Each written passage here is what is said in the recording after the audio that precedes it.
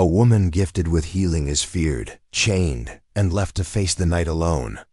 But what happened next would change not just her fate, but that of an entire town. This isn't just a story of injustice, it's one of transformation, courage, and a mysterious warrior who risked everything. Thank you so much for watching and for all your comments. Let me know at the end if you like this story, and where you're watching from and why you're following this. The town of Willow Creek, Texas, 1875. The summer heat hung heavy in the air, dust particles dancing in the slanted beams of sunlight that cut through the gaps between weathered buildings. Sarah Holloway stood at the edge of town, her slender fingers tracing the rim of a clay pot containing a mixture of herbs she had carefully cultivated.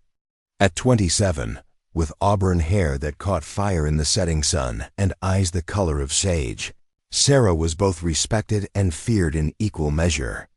"Miss Holloway." A young boy no older than 10 came running, his boots kicking up clouds of dust. "Ma's fever's broke. She said it was your tea that did it." Sarah smiled, the corner of her eyes crinkling. "I'm glad to hear it, Thomas. Tell your mother to finish the entire jar, even if she feels better."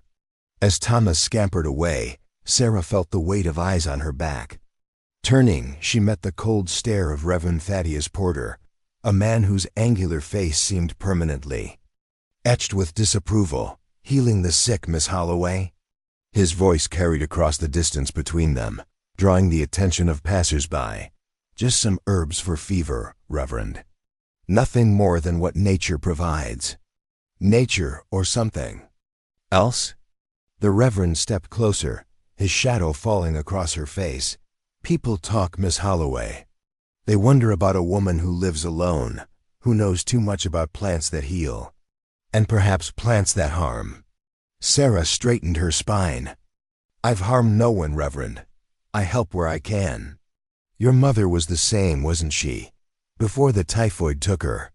His words were soft but sharp as a blade.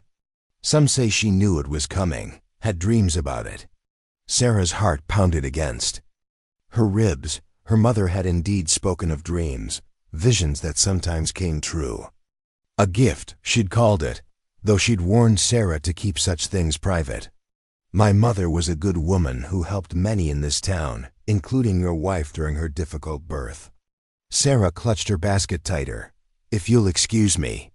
As she walked away, the whispers followed. Willow Creek had grown increasingly suspicious since the drought began 3 months ago. Crops withered in the fields, cattle grew thin, and the creek that gave the town its name had shrunk to a trickle. People needed someone to blame. That evening, as Sarah prepared her supper in her small cabin at the edge of town, a knock came at her door. Opening it, she found Martha Reynolds, the blacksmith's wife, standing there with fear in her eyes. "It's Lily," Martha whispered, referring to her 12-year-old daughter. "She's having fits, screaming about shadows on the walls. Reverend Porter says it's the devil's work, but James and I thought, we hoped you might know something." Despite the risk, Sarah gathered her supplies. "Let me see her." The Reynolds' home was crowded when they arrived. Reverend Porter stood by Lily's bedside, Bible in hand, while the girl thrashed against her father's restraining arms. "What is she doing here?" Porter demanded. "We asked her to come," James Reynolds said firmly. Sarah approached the bed, noting the girl's flushed face and dilated pupils. "Has she eaten anything unusual?" "Berries from the woods, perhaps," Martha gasped. "She and the other children were playing by the old oak yesterday. They were making pretend tea with berries." Sarah recognized the symptoms immediately. "Nightshade. Poisoning. I can help her, but I need to work quickly." "Nightshade is the devil's herb," Porter interjected. "This confirms what I suspected. The girl is bewitched, and we know by whom." His accusing gaze fell heavily on Sarah. "This is medicine, not magic," Sarah countered, already preparing a mixture to induce vomiting. "Please, let me help her before it's too late." In the tense hours that followed, Sarah worked tirelessly. By dawn, Lily's fever had broken, and the hallucinations had subsided. The girl slept peacefully, her breathing steady. "Thank you," Martha whispered, tears streaming down her face, but the victory was short-lived. As Sarah stepped outside, she found a crowd gathered, led by Reverend Porter. Behind them, in the distance, a lone figure on horseback watched from the hillside, a Comanche warrior, his silhouette stark against the rising sun. "Sarah Holloway," Porter's voice boomed across the yard. "You are accused of practicing witchcraft and consorting with the devil. You will be held until we can determine what's to be done with you." As rough hands seized her arms, Sarah caught one last glimpse of the solitary warrior before he vanished into the morning mist. The jail in Willow Creek was little more than a sturdy shed with iron bars, originally built to hold drunks and cattle rustlers until the circuit judge made his monthly rounds. Now it held Sarah Holloway, accused witch, as the town decided her. Fate. Sheriff Tom Miller, a weathered man with kind eyes that belied his stern demeanor, slid a plate of beans and cornbread through the bars. "Eat something, Miss Holloway. Starving yourself won't help your case." Sarah sat on the narrow cot. Her skirts pooled around her. 3 days had passed since her arrest. "What case, Sheriff?" "We both know there won't be a trial." Miller sighed, removing his hat to run a hand through graying hair. "The Reverend's called for a town meeting tonight. I'm doing what I can, but folks are scared.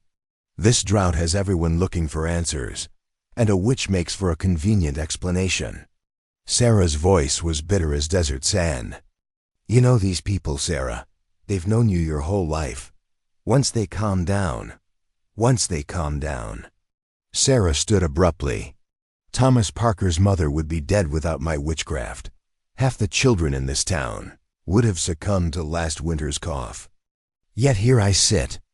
The sheriff replaced his hat, unable to meet her eyes. "I'll speak on your behalf tonight. That's all I can promise." As he turned to leave, Sarah called after him, "Sheriff, the Comanche I saw that morning.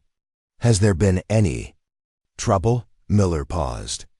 "Just one. Been spotted watching the town. Probably a scout from White Eagle's band. They've been peaceful since the treaty, but with the drought. He shrugged. "Keep your door locked at night." After he left, Sarah moved to the small window, staring at the sliver of sky visible between buildings. Her thoughts turned to the Comanche warrior she'd glimpsed. There was something in the way he held himself, something familiar that nagged at the edges of her memory. As dusk approached, Sarah heard the town gathering in the square.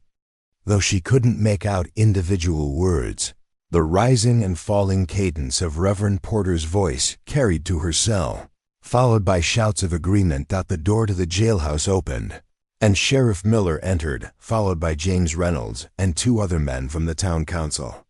"What's happening?" Sarah asked, rising to her feet. Miller's face was grim. "The town's voted. They want a ... He couldn't finish. "They're going to burn me." Sarah stated it as fact, her voice surprisingly steady. "No," James Reynolds stepped forward. "Even Reverend Porter wouldn't go that far. But they've decided to tie you to the post in the square. Leave you there overnight. If you survive until morning without the devil coming to your aid, they'll consider it a sign of your innocence." Sarah laughed, a hollow sound. "And if a coyote or wolf should happen, by in the night?"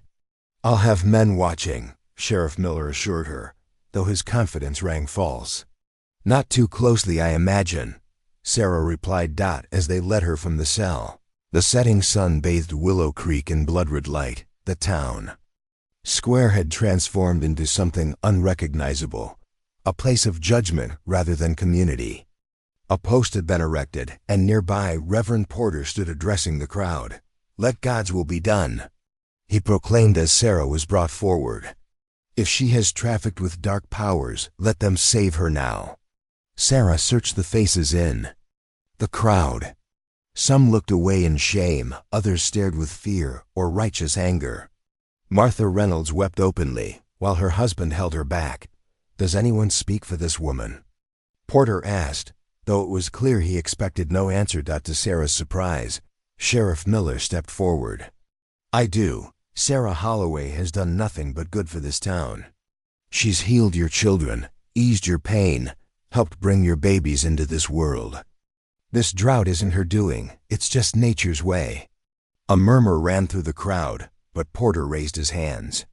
"The devil's works often appear as blessings, Sheriff. His greatest trick is to make evil seem like good." As they bound Sarah to the post, her wrists raw against the rough rope, she held her head high. "You're making a mistake," she said, loudly enough for all to hear.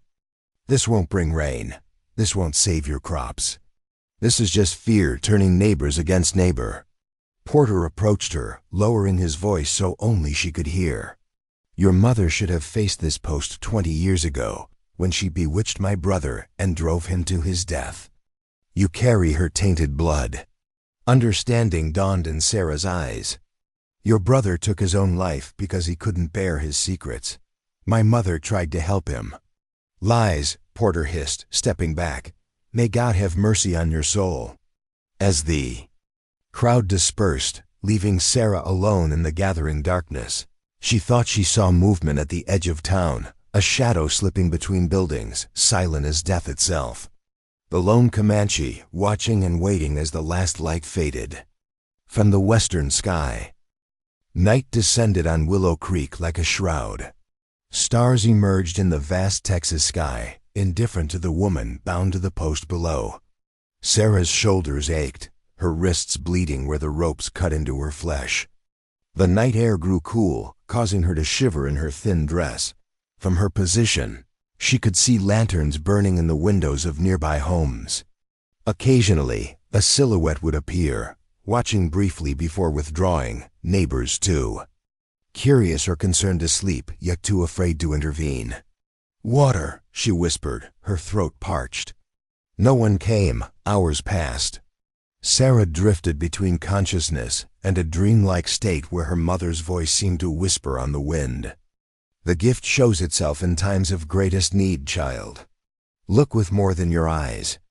A rustling sound snapped her to alertness. Something or someone moved in the shadows between buildings. Sarah strained to see, fear and hope battling. Within her chest, "Who's there?" She called softly. Silence answered. Then the unmistakable sound of a footstep. A figure materialized from the darkness, tall and lean, moving with deliberate grace. The Comanche warrior she had glimpsed before stepped into a patch of moonlight. Up close, she could see he was younger than she'd first thought, perhaps 30. His face bore the weathered lines of one who lived beneath the open sky, and his dark eyes studied her with an intensity that made her breath catch. He wore buckskin leggings and a vest over his bare chest, adorned with intricate beadwork. A knife hung at his belt. "Have you come to kill me?" Sarah asked, finding her voice. The warrior approached slowly. "If I wanted you dead, I would not need to announce myself." His English was clear, with only a slight accent. "Then why are you here?" He studied her face, then the ropes binding her wrists. "Your people think you have powerful medicine." "My people think I'm a witch," Sarah corrected, bitterly. "Among my people, one with healing knowledge is respected, not feared." He moved closer, drawing his knife. "Your town thinks a Comanche is something to fear. Tonight, they are right." With swift, sure movements, he began cutting her bonds. Sarah's heart raced. "They'll blame you for this. They'll hunt you down. Let them try." There was no bravado in his voice, only calm certainty. "I am called Swift Hawk. I have watched you for many seasons." As the ropes fell away, Sarah nearly collapsed, her limbs numb from constriction. Swift Hawk caught her by the arms, steadying her. "You do not remember me," he observed. Sarah searched his face, finding something vaguely familiar in the set of his jaw, the shape of his eyes. "Should I?" 10 winters ago, a Comanche boy lay dying of fever in your mother's house. While others in your town demanded she turn him away, She nursed him back to health. You brought him water and spoke kind words when he was afraid. Memory dawned like sunrise, the boy from the skirmish. The only survivor. Sarah had been 17 then, her mother still alive. They said you were taken in by White Eagle's band afterward.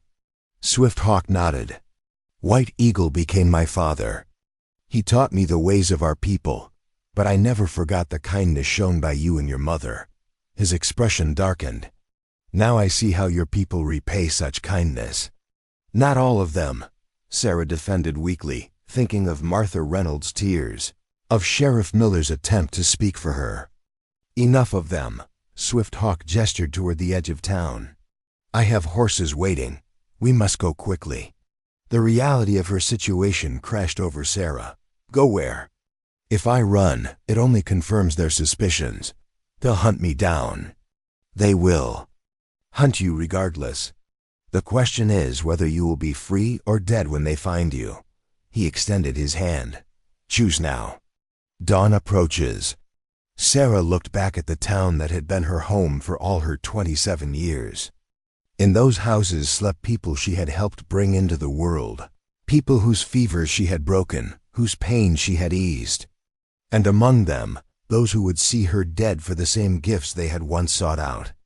There is more, Swift Hawk added quietly. White Eagle's band camps at Red Rock Canyon. Among us is a very old medicine woman who speaks of dreams and visions. She has spoken of you. She says you carry the same gift as your mother. Sarah felt a chill that had nothing to do with the night air. Her mother had warned her never to speak of the dreams, the knowing that sometimes came to her unbidden. What does she want with me? To teach you. To help you understand what flows in your blood. Swift Hawk's gaze was steady. But first, we must survive this night.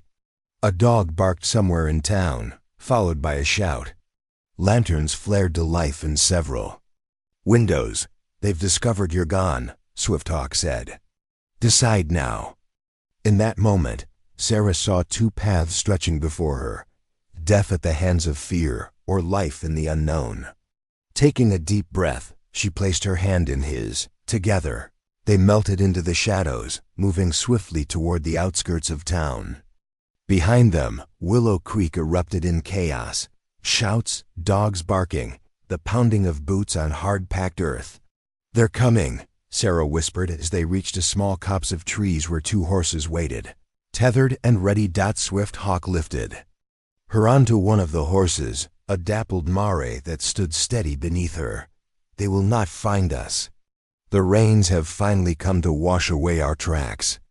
Sarah looked up at the clear, star-filled sky in confusion.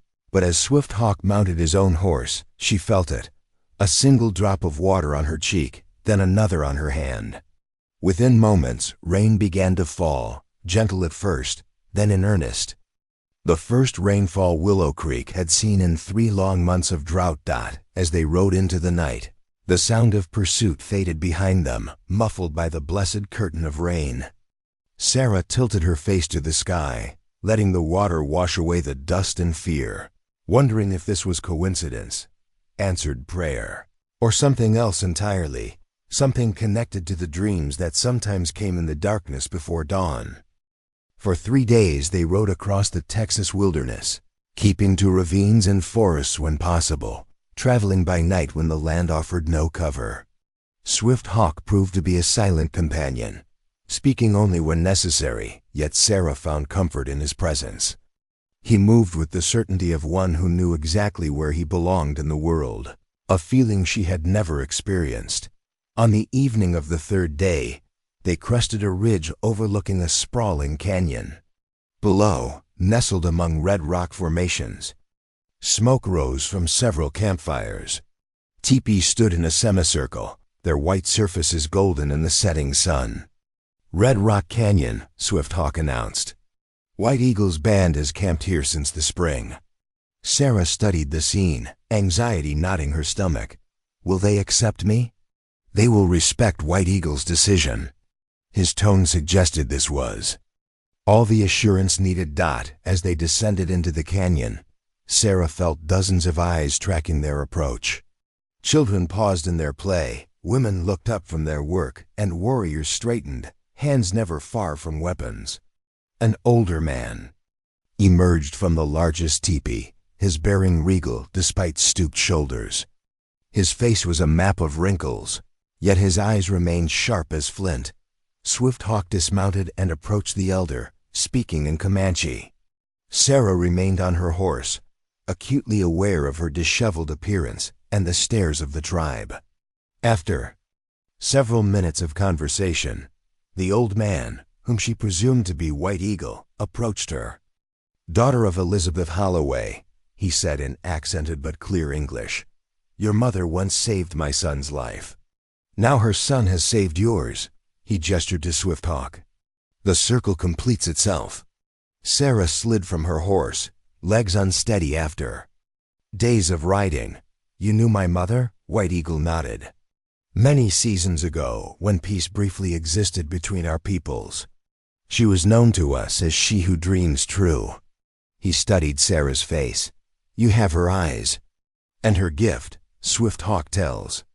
"I don't know what gift you mean," Sarah replied cautiously.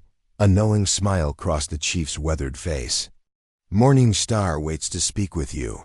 She has dreamed of your coming." He turned, gesturing toward a small teepee set apart from the others. "Go, rest first, eat, then seek her wisdom." As Swift Hawk led her through the camp, Sarah felt the weight of judgment lifting. Here, there were curious glances, but none of the fear or suspicion she had grown accustomed to in Willow Creek. A young woman approached, offering a water skin and a bowl of stew. "I am Rainflower," she introduced herself. "Swift Hawk's sister." Sarah accepted the food gratefully. "You speak English well. The missionaries taught many of us before the troubles came." Rainflower's expression grew somber. "Our people have suffered much at the hands of whites, yet White Eagle counsels understanding. He says hate only breeds more hate." "Wise words," Sarah murmured, thinking of Reverend Porter's festering grievance. "Come," Rainflower said, leading her to a small teepee. "You can rest here. I've left clean clothes and water for washing." Left alone, Sarah sank onto the soft furs that lined the floor. Exhaustion crashed over her in waves, yet sleep eluded her as questions circled like hawks. What did these people expect of her? What was this gift they believed she possessed? As twilight deepened into night, Sarah emerged from the teepee, dressed in the buckskin dress Rainflower had provided. The camp had gathered around the central fire, where meat roasted on spits. White Eagle motioned her to sit beside him. "Tomorrow you will speak with Morning Star," he told her as food was passed around. "Tonight we welcome you as a friend." Swift Hawk sat across the fire, his eyes reflecting the dancing flames as they met hers. "In your town, they feared your knowledge," he said. "Here, we honor it." "I'm just a healer," Sarah insisted. "I know plants and their properties. There's nothing magical about it." An elderly woman seated nearby laughed, a sound like dry leaves rustling. "The line between magic and medicine is drawn by those who understand neither," she said in perfect English. Her face was deeply lined, her white hair braided with colorful beads. "I am Morning Star. We will speak more tomorrow, daughter of Elizabeth. Tonight, let your spirit rest." As the evening progressed, the tribe shared stories and songs. Despite her lingering anxiety, Sarah found herself drawn into their circle. These people had every reason to distrust her, yet they offered acceptance. She had rarely known in Willow Creek. Later, as the gathering dispersed, Swift Hawk walked with her back to her teepee. "You are troubled," he observed. Sarah sighed. "I don't know what Morning Star expects of me, what any of you expect. We expect nothing. The path reveals itself one step at a time." He paused, considering his next words carefully. "When I found you bound to that post, I saw more than a woman in need. I saw a spirit trapped between two worlds, belonging fully to neither." His insight struck her like a physical blow. "And now you have the freedom to choose your path." His hand briefly touched hers, a whisper of contact that sent warmth coursing through her. Rest. Morning comes quickly. Dawn arrived with a chorus of birdsong. Sarah emerged from her teepee to find Morning Star waiting, leaning on a gnarled walking stick. "Come," the old woman said simply, turning toward a path that led away from the camp. They walked in silence until they reached a small spring bubbling from the red rock. Morning Star lowered herself to sit beside the water, patting the ground next to her. "Your mother came to me in a dream 3 moons ago," she began without preamble. "She said her daughter would soon need guidance." Sarah tensed. "My mother has been dead for 5 years. The dead speak clearly to those who know how to listen." Morning Star dipped her fingers in the spring. "You have dreams, yes? Dreams that sometimes show what is to come." Sarah hesitated, then nodded slowly. "Sometimes I try to ignore them." "Why?" "Because they frightened my mother. She warned me never to speak of them." Morning Star nodded. "She feared for you, with good reason. Your town would have bound you to that post much sooner had they known." She fixed Sarah with a penetrating gaze. "But here, such dreams are understood. They are a gift, not a curse. What am I supposed to do with this gift? First, you must accept it as part of yourself. Then, you must learn to listen properly." Morning Star took Sarah's hands in her own weathered ones. "I can teach you, if you wish to learn." Sarah stared at their joined hands, one pair young and strong, the other gnarled with age, yet somehow conveying immense power. "And if I don't wish to learn?" "Then you remain welcome among us regardless. Or you may return to your people, though. I would not recommend it." A smile crinkled the corners of Morning Star's eyes. "The choice belongs to you alone." As they walked back to camp, Sarah's mind whirled with possibilities. At the edge of the settlement, Swift Hawk waited, his tall figure silhouetted against the morning light. "Have you decided?" he asked as they approached. Sarah looked from him to Morning Star, then to the camp where people went about their daily tasks with purpose and dignity. She thought of Willow Creek, of the fear that had turned neighbors into accusers. Then she remembered the rain that had fallen as they fled, washing away their tracks, the rain that had come after months of drought, just as Swift Hawk had predicted. "I want to understand," she said finally. "I want to learn what this gift means, how to use it wisely." Morning Star nodded approvingly. "Wisdom begins with acceptance." Swift Hawk's expression remained unchanged, but something in his eyes softened. "Then you will stay?" Sarah took a deep breath, feeling as though she stood at a crossroads. Behind lay the familiar path, dangerous but known. Ahead stretched uncertainty, yet also possibility. "Yes," she said, the word feeling like a first step on a new journey. "I will stay." 3 weeks later, Sheriff Tom Miller rode into Red Rock Canyon under a flag of truce. White Eagle received him with cautious hospitality, while Swift Hawk fetched Sarah from Morning Star's teepee, where she had been learning the old woman's healing methods. "Sheriff," Sarah greeted him, suddenly conscious of her changed appearance. Her skin sun-darkened, her hair braided in the Comanche style, her dress made of supple buckskin. Miller removed his hat, twisting it in his hands. "Miss Holloway, you're looking well. What brings you here, Sheriff?" Her voice betrayed none of the anxiety his presence aroused. "News from town." He glanced at Swift Hawk, who stood protectively at Sarah's side. "The drought broke the night you left. Crops are recovering, and there's been some changes in thinking." "Reverend Porter had a change of heart?" Sarah asked. Skeptically, "Reverend Porter's gone. Packed up and left for Dallas after James Reynolds stood up in church and read from your mother's journal." Miller's weathered face creased in a faint smile. "Seems your mother knew Porter's brother well. Knew why he took his own life, too. The Reverend couldn't face the town after that truth came out." Sarah absorbed this information, feeling an unexpected weight lift from her shoulders. "And the accusations against me?" "Withdrawn." The town council sent me to tell you you're welcome. To return, he hesitated, if you want to. Sarah felt Swifthawk tense beside her. She thought of Morning Star's lessons, of the dreams that now came with greater clarity, offering guidance rather than confusion. She thought of the acceptance she had found among these people who valued her gifts rather than feared them. Thank you, Sheriff. Please tell them I'm grateful. She straightened her shoulders. But my path lies here now. Miller nodded, as if he had expected this answer. Your cabin and belongings remain untouched, should you ever change your mind. I know where to find Willow Creek, Sarah finished. For him. As the sheriff departed, Swifthawk turned to her. You could have returned to your life there, Sarah shook her head. That life ended the night they bound me to that post. She looked out over the canyon, where the setting sun painted the red rocks gold. My mother once told me that sometimes we must lose everything to find our true path. I think I found mine. Swifthawk's hand found hers, their fingers intertwining. The spirits guided me to you that night. Perhaps they knew what neither of us yet understood.